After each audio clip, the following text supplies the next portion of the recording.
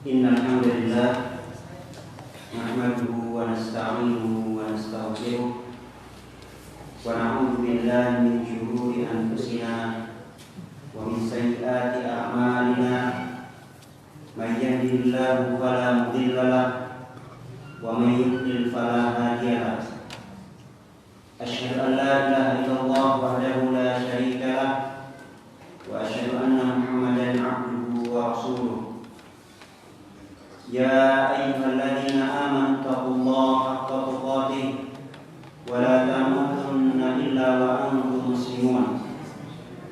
Ya ayyuhan nasu taqu rabbakum alladzi khalaqakum min nafsin wahidah wa khalaqa minha zawjaha wa batha minhuma rijalan katsiran wa nisaa'a wattaqullaha alladzi tasaaluna bihi wal arham innallaha kana 'alaikum raqiba. Ya ayyuhalladzina amanu taqullaha wa qulu qawlan sadida yuslih lakum a'malakum wa yaghfir lakum dhunubakum wa may yuti'illaha wa rasulahu faqad faza fawzan 'azima. Amma ba'du fa inna khairal kalami kalamullah wa khairal hadi Muhammadin sallallahu alaihi wasallam wa syarrul umuri muhdatsatuha fa inna kulla muhdatsatin bid'ah wa kulla bid'atin dhalalah wa kulla dhalalatin finnar. Para jemaah salat maghrib jamaah thayyibah yang kami muliakan, sesungguhnya Allah Subhanahu wa ta'ala menciptakan manusia untuk beribadah padanya, untuk mentaatinya, untuk mengesakannya, dan untuk mengikhlaskan seluruh ibadahnya kepada Allah Subhanahu wa ta'ala. Allah Subhanahu wa ta'ala berfirman, "Wa ma khalaqtul jinna wal insa illa liya'budun." Dan tidaklah aku ciptakan jin dan manusia melainkan liya'budun. Kalau dihidupkan harokatnya liya'buduni, agar mereka menyembah, beribadah kepada aku.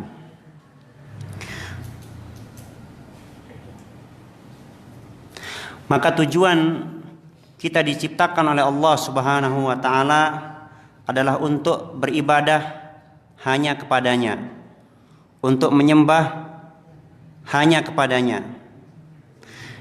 Dan inilah yang disebut dengan tauhid, yaitu kita mengesahkan seluruh peribadatan kita hanya kepada Allah Subhanahu wa ta'ala. Dan tauhid ini adalah seagung-agungnya ibadah.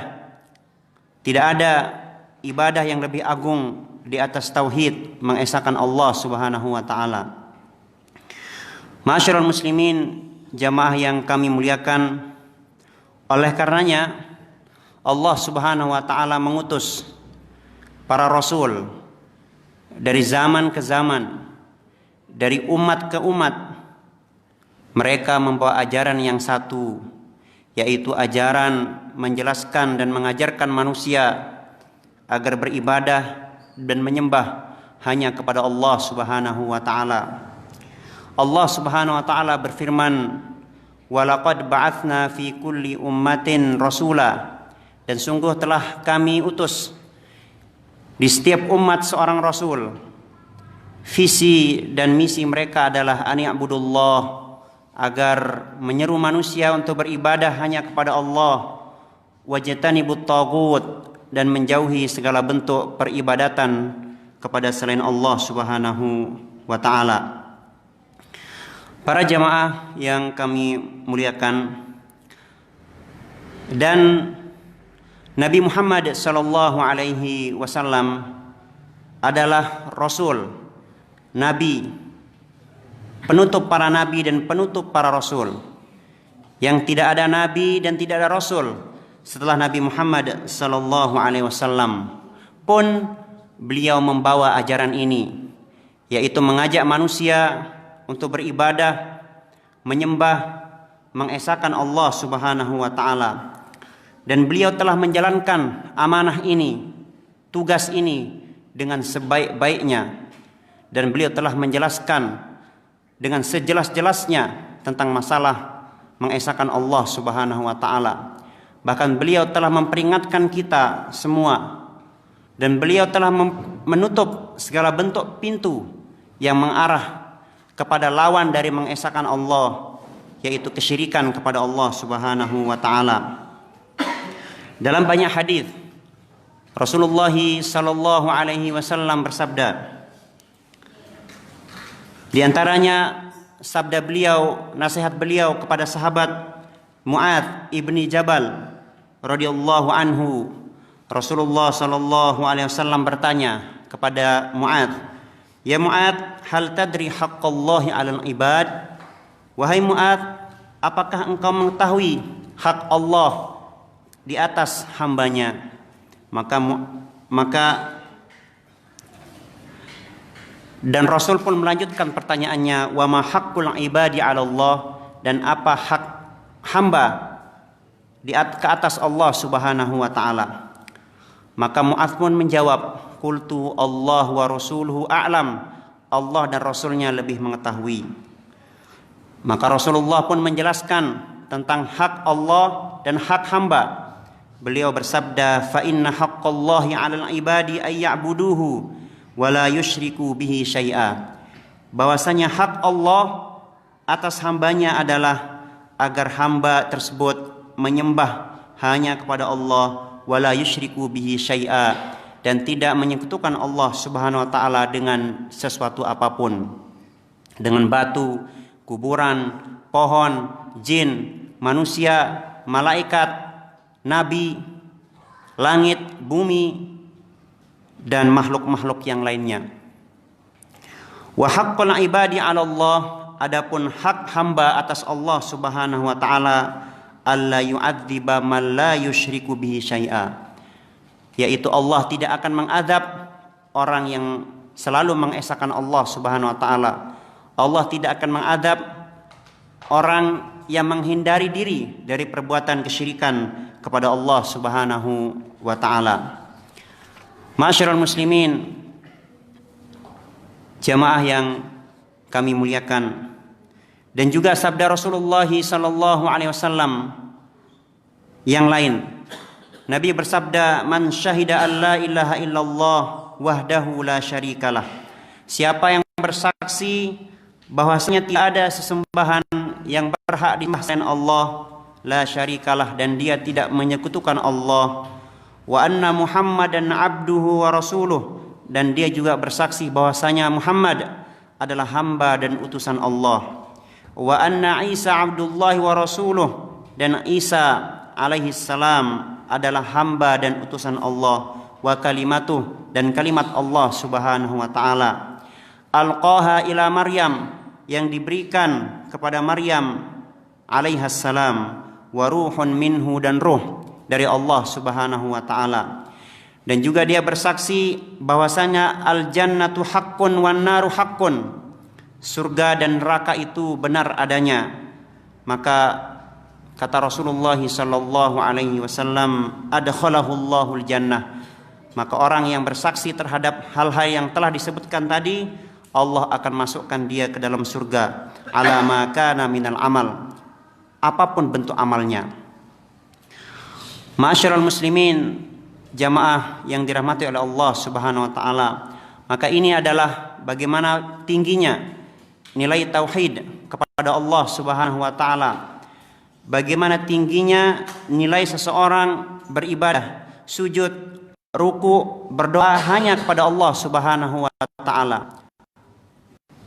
Oleh karena itu kita selalu menjaga agar kita ini beribadah hanya kepada Allah Subhanahu wa taala. Kita jaga diri kita jaga orang-orang yang kita cintai, anak-anak kita, istri-istri kita, murid-murid kita, tetangga kita, agar mereka terjaga, terhindar dari perbuatan kesyirikan kepada Allah Subhanahu wa taala.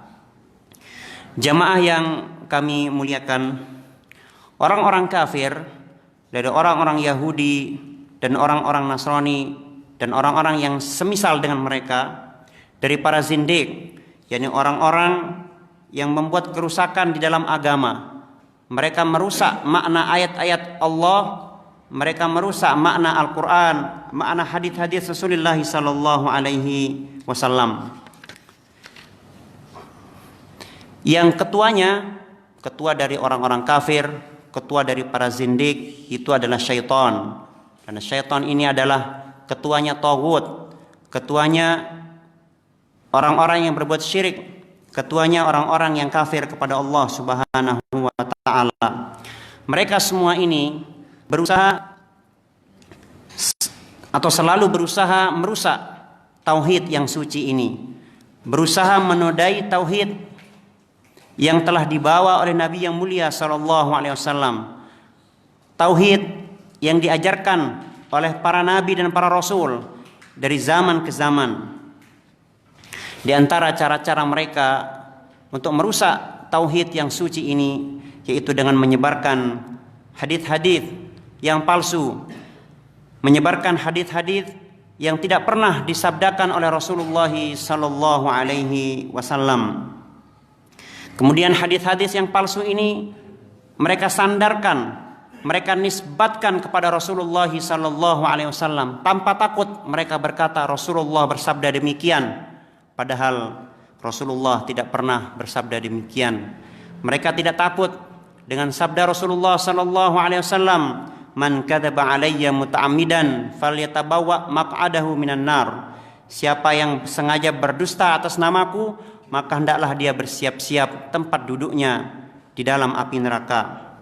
Jamaah yang kami muliakan, salah seorang zindiq yang bernama Abdul Karim bin Abi Auja, dia ini dieksekusi mati oleh penguasa Bani Abbasiyah di Basrah.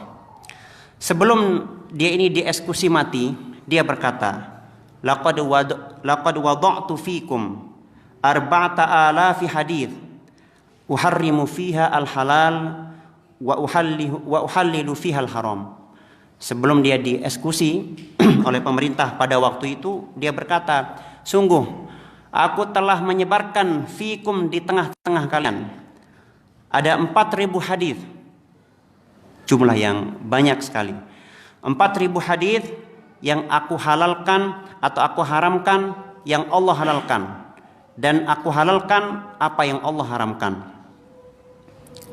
Kemudian disebutkan bahwasanya orang-orang zindiq yang lain mereka telah menyebarkan ada belasan ribu hadis palsu yang mereka nisbatkan kepada Rasulullah sallallahu alaihi wasallam, yang mana hadis-hadis palsu ini di antara cirinya adalah menghalalkan yang haram dan mengharamkan yang halal. Di antaranya nanti akan kita sebut bagaimana bentuk-bentuk kesyirikan itu menjadi halal sekilas, tetapi setelah kita lihat bahwasanya hadis-hadisnya adalah palsu, tidak pernah diucapkan oleh Rasulullah sallallahu alaihi wasallam. Jamaah yang kami muliakan, oleh karena itu penting bagi kita semua untuk mengetahui hadis-hadis tersebut atau sebagiannya. Tujuannya adalah agar kita terhindar dari keburukan, terhindar dari kesesatan yang diakibatkan oleh hadis-hadis palsu yang disandarkan kepada Rasulullah sallallahu alaihi wasallam. Seorang penyair berkata, "Araftu syarra la li syarri walakin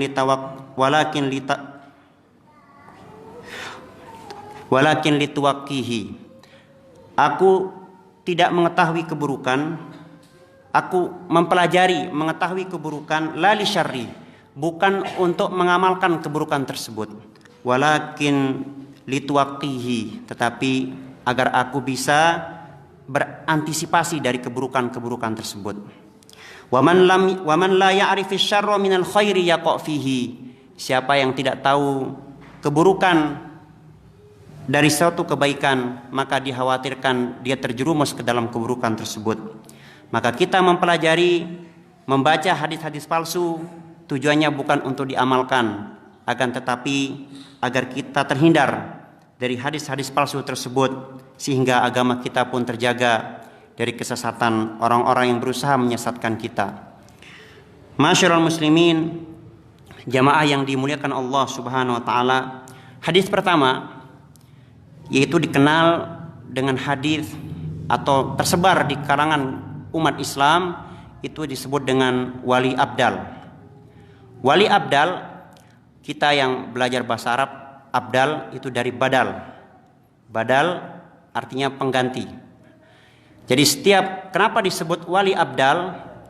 Karena setiap wali ini meninggal dunia, maka akan muncul wali baru. Dan mereka ini tersebar di wilayah-wilayah memiliki kekuasaan tersendiri. Ini definisi singkat dari wali abdal. Orang-orang yang meyakini adanya wali abdal ini, mereka bersandar dengan dalil-dalil, tetapi semua dalilnya itu palsu, banyak tapi palsu. Para jamaah yang dirahmati oleh Allah Subhanahu wa taala, kita membahas wali bukan berarti kita itu anti wali. Bukan berarti kita ini tidak mengakui adanya waliullah. Islam itu mengakui adanya waliullah, mengakui adanya kekasih-kekasih Allah Subhanahu wa taala. Tetapi menurut kacamata Islam itu sendiri, menurut standar Al-Quran dan Sunnah Rasulullah SAW yang sahih. Allah Subhanahu wa taala berfirman ketika Allah mensifati ciri wali Allah, Allah berfirman, ala inna awliya Allahi la khaufun alaihim wa lahum yahzanun alladzina amanu wa kanu yattaqun. Wali-wali Allah itu mereka tidak khawatir terhadap diri-diri mereka, dan mereka tidak pula bersedih hati, yaitu mereka adalah alladzina amanu wa kanu yattaqun. Para wali Allah itu adalah orang-orang yang beriman, dan mereka adalah orang-orang yang bertakwa. Ayat ini menyebut bahwasanya setiap orang beriman dan orang-orang yang bertakwa, walaupun tidak sakti, walaupun tidak bisa jalan di atas air, walaupun tidak bisa terbang, walaupun tidak bisa menyembuhkan penyakit-penyakit tertentu, walaupun tidak bisa mengendalikan alam semesta, tidak punya wilayah kekuasaan, asalkan dia beriman kepada Allah dengan iman yang benar dan iman yang lurus, dan dia bertakwa kepada Allah, maka dia termasuk wali Allah Subhanahu wa taala berdasarkan ayat ini. Oleh karenanya Al-Imam Ibnu Katsir menjelaskan makna ayat tersebut. Beliau bersabda bahwasanya beliau mengatakan bahwasanya semua orang yang bertakwa adalah wali Allah. Semoga kita termasuk wali Allah Subhanahu wa taala. Maka ketika kita ingin menjadi wali Allah, maka kita harus berjuang. Perjuangannya yaitu dengan berusaha mentaati perintah-perintah Allah. Dan perintah Allah yang paling tinggi adalah mengesahkan Allah Subhanahu wa taala. Dan juga kita berjuang agar menjauhi segala bentuk larangan-larangan dari Allah Subhanahu wa taala. Dan larangan yang paling tinggi yang harus kita jauhi adalah berbuat syirik kepada Allah Subhanahu wa taala. Ma'asyiral muslimin, jamaah yang kami muliakan, orang-orang yang meyakini adanya wali abdal, sebenarnya ada banyak jenis wali. Ada banyak. Di antaranya adalah wali abdal. Mereka mendasari keyakinan mereka ini dengan hadis-hadis.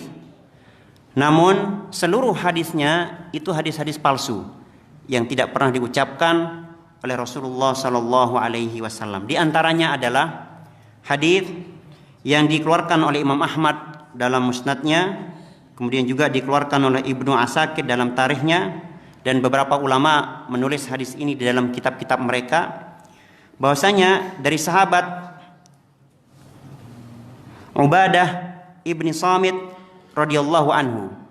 Ani Rasulillah sallallahu alaihi wasallam annahu qala, bahwasanya Rasulullah itu bersabda, al abdalu fi hadhil ummah thalathuna.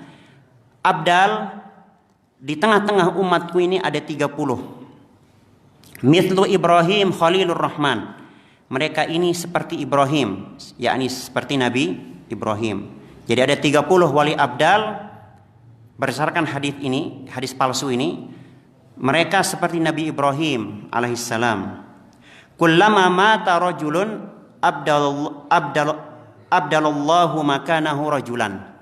Setiap satu wali ini meninggal, maka Allah ganti kedudukannya dengan wali yang lain. Maka disebutlah ini model seperti ini wali abdal. Hadis ini tadi sudah kita sebut sumbernya. Hadis ini hadis yang palsu, ya, berdasarkan penelitian yang ilmiah dan sesuai dengan kaidah-kaidah atau prosedur para ahli hadis di dalam meneliti suatu hadis. Dan kita tidak akan menjelaskan sebab-sebab kepalsuannya, karena kita akan butuh waktu yang cukup panjang untuk menyebutkan sebab-sebab kenapa hadis ini disebut palsu. Ya. Dan juga kita butuh suatu usul, yakni dasar ilmu yang kuat seperti ilmu-ilmu mustalahul hadis, istilah-istilah para ahli hadis. Intinya adalah berdasarkan penelitian yang ilmiah dan perkataan para ulama, bahwasanya hadis tentang wali abdal itu adalah seluruhnya hadis-hadisnya adalah palsu. Dan sangat banyak model-model hadis yang seperti ini yang tidak bisa kami sebutkan pada kesempatan yang berbahagia ini. Kemudian hadis yang kedua, yaitu hadis yang mengisahkan Nabi Khidir dan Nabi Ilyasa itu masih hidup. Dulu kami ketika di pondok pesantren sering para guru-guru kami, semoga Allah memberi mereka hidayah, menceritakan tentang kisah-kisah Khidir, bertemu dengan Khidir, bertemu dengan Nabi Ilyas, bertemu dengan Nabi Ilyasa, kemudian mendapatkan wangsit dan seterusnya. Ini kisah-kisah yang masyhur di kalangan para kaum kang santri. Masyarul muslimin yang dirahmati oleh Allah Subhanahu wa taala, Nabi Khidir itu ada. Memang ada perbedaan di kalangan para ulama, apakah Khidir ini nabi atau hamba yang soleh. Kita tidak akan membahas itu dalam kesempatan kali ini. Intinya Allah Subhanahu wa taala dalam surah Al-Kahfi, kisah Musa atau perjalanan Nabi Musa menuntut ilmu kepada Khidir. Allah Subhanahu wa taala berfirman, "Fawajada 'abdan min ibadina atainahu rahmatan min indina wa 'allamnahu min ladunna ilma." Lalu mereka, yakni Musa dan pelayannya, ada yang menyebut muridnya, itu bertemu dengan seorang hamba di antara hamba-hamba kami. Maksudnya adalah Khidir, yang telah kami berikan kepadanya rahmat, wa 'allamnahu min ladunna ilma, dan kami juga ajarkan kepada Khidir ini ilmu dari sisi kami. Kita sering dengar istilah ilmu laduni. Ini diambil dari sini, min ladunna ilma. Jadi dapat ilmu seperti Nabi Khidir. Masyarul muslimin yang kami muliakan. Kemudian Nabi Ilyasa juga Allah sebut di beberapa tempat dalam Al-Quran. Misalnya Allah berfirman, wa Ismail wal Yasa wa Yunus wa Luta wa kullam faddalna 'alal alamin. Dan Ismail, Ilyasa, Yunus dan Lut masing-masing kami lebihkan derajatnya di atas umat, yakni di masanya. Masyarul muslimin, para jamaah yang dirahmati oleh Allah Subhanahu wa taala.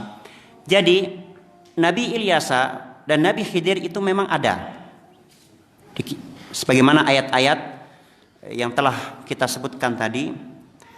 Namun sebagian orang meyakini mereka ini masih hidup sampai sekarang. Mereka melandaskan keyakinan mereka ini dengan hadis-hadis yang palsu. Di antaranya adalah hadis dari Anas bin Malik, dari Anas bin Malik, qala, Anas berkata, Rasulullah sallallahu alaihi wasallam bersabda, innal khidra fil bahri wal yasa'a fil barri. Sesungguhnya Nabi Khidir itu dia berkuasa di laut dan Nabi Ilyasa berkuasa di daratan. Ini hadis palsunya, bunyinya seperti ini. Yajtami'ani kulla lailatin indar rodami. Mereka bertemu setiap malam. Bertemu setiap malam di suatu perbatasan alladzi banahu Dzulqarnain. Perbatasan yang dulu pernah dibangun oleh Raja Dzulqarnain. Dalam surah Al-Kahfi Allah menceritakan seorang raja yang namanya Dzulqarnain. Jadi Khidir dan Nabi Ilyasa ini setiap malam bertemu di suatu perbatasan yang dulu pernah dibangun oleh Raja Dzulqarnain. Bainan nasi wa baina Ya'juj wa Ma'juj. Ini perbatasan atau batasan atau dinding yang memisahkan antara manusia dan Ya'juj dan Ma'juj. Silahkan nanti melihat kisah lengkapnya dalam surah Al-Kahfi. Wa yuhajjani, dan mereka ini berdua berhaji, yakni menunaikan ibadah haji. Au yajtami'ani kullu amin wa yashrabani zamzama. Dan setiap tahun mereka juga berkumpul, bertemu, dan mereka berdua minum air zam-zam. Syurbatan takfihima ilal qabili. Mereka minum air zam-zam itu hanya seteguk, ya, surbatan, seteguk saja, yang mana satu teguk ini mencukupi mereka berdua sampai dia ketemu tahun depan lagi. Ini teks hadisnya seperti ini. Hadis ini diriwayatkan oleh Al-Harits ibni Usamah dalam musnadnya. Hadis ini palsu dan juga disebutkan oleh Al-Imam atau Al-Hafidz Ibnu Hajar, hadis ini dhaifun jiddan. Hadisnya sangat lemah sekali, dan sepakat para ulama hadis yang lemah sekali itu tidak bisa diamalkan. Tidak boleh diamalkan. Hadis yang sangat lemah sekali. Mereka hanya berselisih pada hadis yang lemah, tapi lemahnya tidak terlalu lemah. Ada yang bilang boleh, ada yang bilang tidak. Akan tapi untuk hadis yang lemah sekali, maka para ulama sepakat tidak boleh diamalkan, apalagi diyakini, apalagi nanti karena keyakinan itu akhirnya muncullah khurafat-khurafat, cerita-cerita sampai menjerumus kepada kesyirikan kepada Allah Subhanahu wa taala. Lalu pertanyaan kita adalah, apakah mereka berdua ini masih hidup sebagaimana hadis tadi? Dulu pada zaman Imam Ahmad bin Hanbal ada seorang bernama Ibrahim Al-Harbi. Dia tanya kepada Imam Ahmad bin Hanbal, apakah Nabi Khidir dan Nabi Ilyasa ini masih hidup? Dan apakah keduanya masih ada dan mereka melihat kita? Serta apakah kita bisa mengambil ilmu dari mereka berdua? Maka Imam Ahmad bin Hanbal menjawab, man ahala ala ghaibin lam yunsab minhu wa ma alqa hadza illa syaitan. Kata Imam Ahmad, siapa yang mempelajari, menekuni masalah seperti ini, maka dia tidak akan bisa punya sikap yang baik. Dia tidak akan bisa adil. Dia tidak akan bisa profesional kalau kerjaannya itu nekuni hal-hal seperti ini, kata Imam Ahmad bin Hanbal. Maka kata beliau, wa ma alqa hadza illa syaitan. Dan tidaklah yang membisikkan berita-berita seperti ini kecuali dari syaitan. Jadi yang membisikkan manusia bahwasanya Khidir masih hidup, Ilyasa masih hidup, dia ketemu di sana, ketemu di sini, itu sumbernya dari mana? Dari siapa? Dari syaitan yang membisikkan kepada hati sebagian manusia. Itu hadis yang kedua. Kemudian hadis yang ketiga adalah tentang penciptaan Nabi Muhammad sallallahu alaihi wasallam. Dalam sebuah hadis yang palsu, Rasulullah sallallahu alaihi wasallam bersabda, tapi beliau tidak bersabda, ya, hadisnya palsu. Laulaka lamma khalaqtul aflaq. Sekiranya bukan karena kamu wahai Muhammad, aku, yakni Allah Subhanahu wa taala, tidak akan menciptakan alam semesta ini. Ini bunyi teks hadisnya. Para ulama mencari-cari hadis ini, apakah benar ini sabda Rasulullah sallallahu alaihi wasallam? Maka mereka sepakat hadis ini tidak ditemukan di kitab manapun. Tetapi hadis ini tersebar di majelis-majelis orang-orang batiniyah, orang-orang sufiyah, di majelis-majelis mereka hadis model ini tersebar. Akan tetapi di kitab-kitab para ulama, kitab hadis Bukhari, Muslim, Kutubus Sittah dan seterusnya, itu tidak ditemukan hadis seperti ini. Jadi hadis ini tidak ada asal usulnya. Kemudian hadis ini juga atau ada hadis-hadis yang seperti ini yang mirip. Ya, misalnya di sini disebutkan laulaka ma khalaqallahu arsyan. Wahai Muhammad, kalau bukan karena kamu, Allah tidak akan menciptakan arsy. Wala kursiyan, dan Allah tidak akan menciptakan kursi. Wala ardon, dan Allah tidak akan menciptakan bumi. Wala samaan, dan Allah tidak akan menciptakan langit.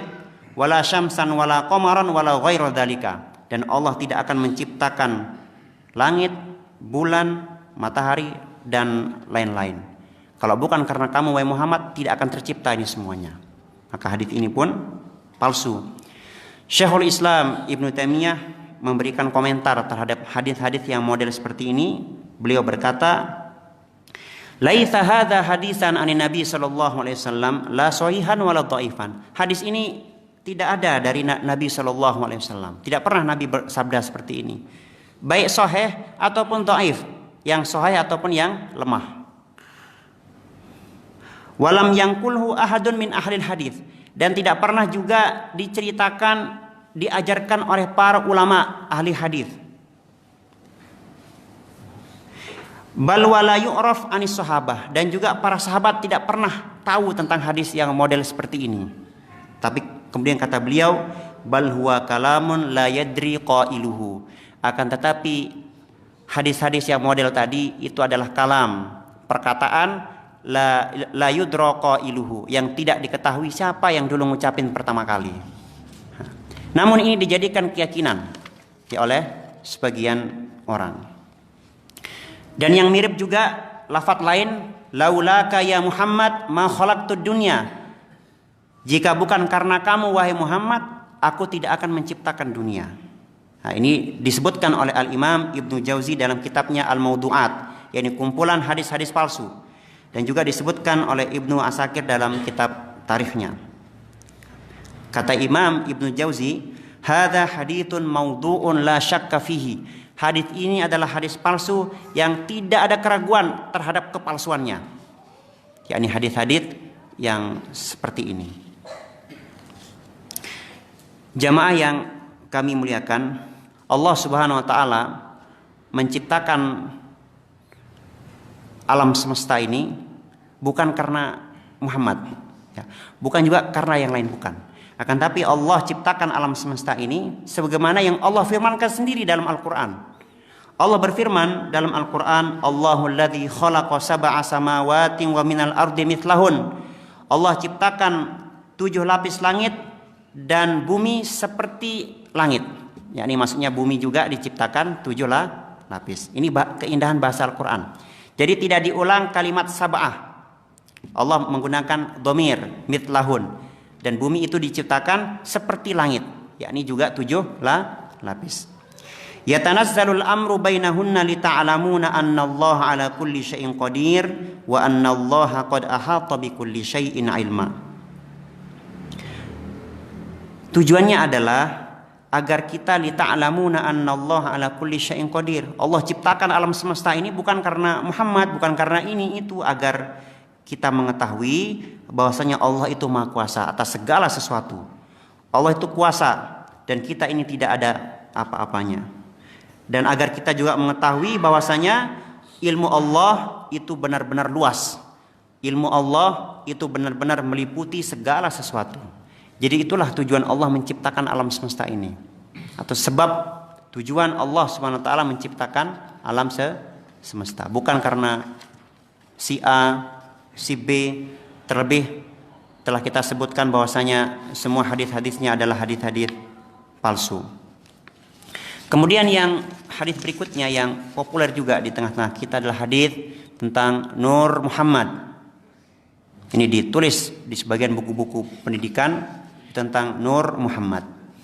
Orang-orang yang berkeyakinan tentang Nur Muhammad, mereka mendasari keyakinannya dengan hadis an Jabir, dari hadis Jabir Ibni Abdullah radhiyallahu anhu berkata, Sa'altu Rasulullah sallallahu alaihi wasallam an awwali syai'in khalaqallahu taala.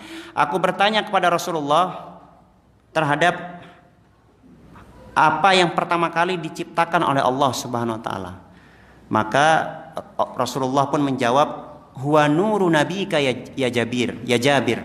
Yang pertama kali diciptakan wahai Jabir adalah cahaya nabimu, yakni nabimu Muhammad. Khalaqallahu tsumma khalaqa fihi kullal khair.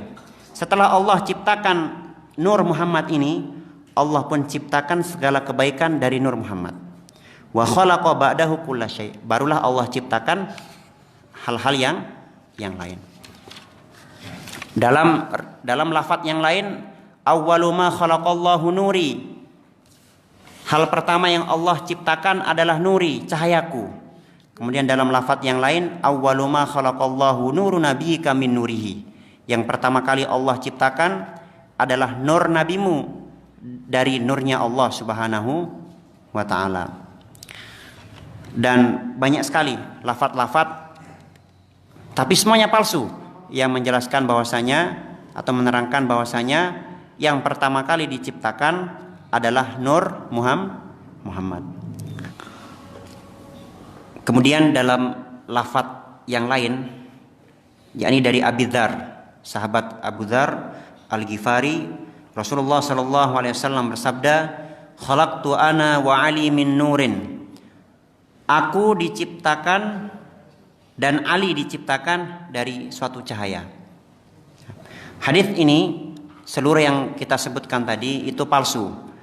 Disebutkan oleh Al-Imam Ibnu Al-Jauzi dalam kitabnya Al-Mawdu'at, yakni yang menghimpun hadis-hadis palsu. Dan para ulama juga mengatakan hal yang sama. Misalnya Adz-Dzahabi, As-Suyuti, kemudian Al-Iraqi dan Asy-Syaukani.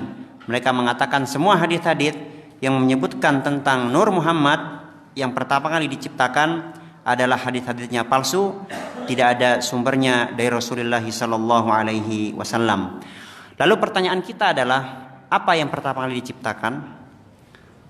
Para ulama berselisih dalam hal ini.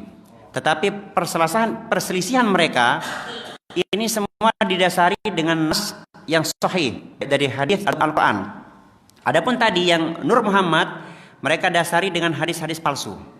Kalau ulama berbeda, mereka pegang dalil semua. Ada yang berpendapat yang pertama kali diciptakan adalah Al-Qalam, pendapat kedua mengatakan adalah Arsy, pendapat ketiga mengatakan bahwasanya air yang pertama kali diciptakan. Wallahu alam, kita tidak akan membahas persisihan ini di kesempatan kali ini.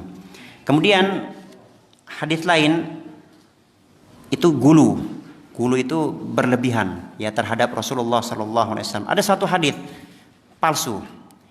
Rasulullah bersabda, tapi palsu ya.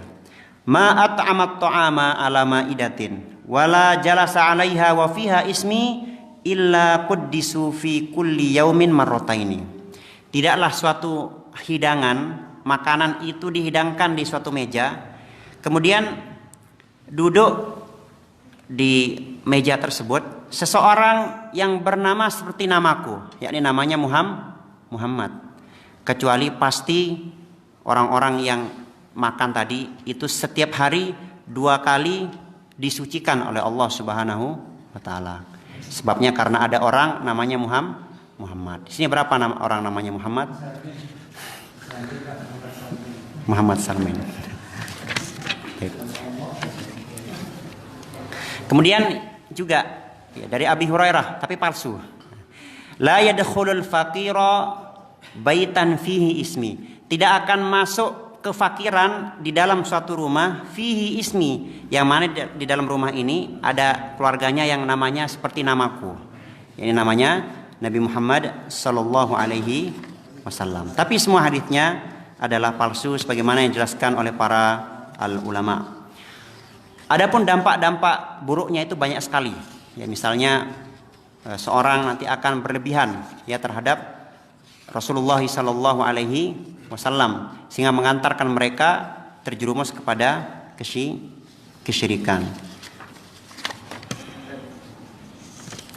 Kemudian 2 hadis lagi ini yang populer ya di tengah-tengah kaum muslimin.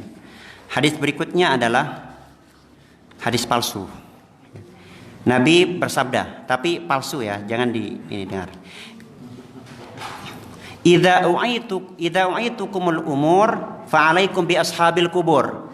Kalau kamu ingin mendapatkan suatu hal, kamu butuh sesuatu perkara, fa'alaikum bi ashabil kubur, maka datanglah kepada penghuni kuburan. Ini hadis sering diucapkan. Dulu kita sering dengar ya di pesantren-pesantren, kalau kamu butuh sesuatu, punya hajat, datanglah kepada penghuni kuburan. Ini hadis palsu. Ya, kemudian berikutnya yang terakhir, Rasulullah bersabda tapi palsu, tawassalu bijahi fa inna jahi indallahi azimun. Bertawassullah kalian dengan kedudukanku, karena kedudukanku di sisi Allah azimun, itu sangat agung. Hadis ini kata para ulama tidak ditemukan di dalam kitab manapun. Tidak ditemukan di dalam kitab manapun. Hadisnya palsu, tidak ada asal usulnya. Para jamaah yang kami muliakan, perlu kita ketahui tawasul itu ada 3. Ada yang syar'i, ada yang bid'ah, dan ada yang syirki. Ada yang syar'i, kita tidak menolak tawasul, akan tapi yang kita tolak adalah tawasul yang sumbernya, dalilnya adalah dari hadis-hadis palsu. Contohnya ini, yaitu bertawasul dengan kedudukan Rasulullah SAW. Maka ini tidak pernah diamalkan oleh Nabi sendiri, tidak pernah diamalkan oleh para sahabat dan para ulama. Adapun tawasul yang syar'i itu diantaranya adalah kita bertawasul dengan amal soleh. Telah datang hadis tentang masalah ini. Kemudian kita tawasul dengan orang yang masih hidup. Misalnya ada ustadz yang kita kenal kesolehannya, ustadz tolong doakan saya. Atau kita tawasul dengan nama-nama Allah ketika berdoa. Maka ini yang syar'i. Ada yang bid'ah yang tidak pernah diajarkan oleh Rasulullah SAW, bahkan hadis-hadisnya seluruhnya palsu, adalah yang seperti ini. Ini bertawasul dengan kedudukan orang-orang soleh, dengan kedudukan nabi, kedudukan wali fulan, kedudukan ulama fulan. Maka ini adalah bid'ah. Kemudian tawasul yang syirik, yaitu kita bertawasul kepada orang-orang yang sudah mati, pada penghuni kubur.